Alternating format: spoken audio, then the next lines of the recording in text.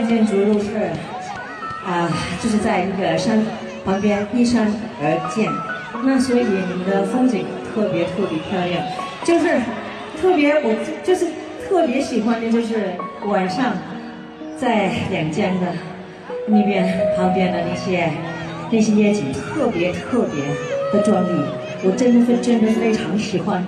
那对上一次这是那个上个月的演唱会，我就有来过。我去哪里知不知道？这是夜景最漂亮的，这是什么洞啊？洪崖洞。洪崖洞，我去过看过，真的那个橘色的灯光，哇，这整个建筑真的非常漂亮，哇，真的非常羡慕你们可以住在这里。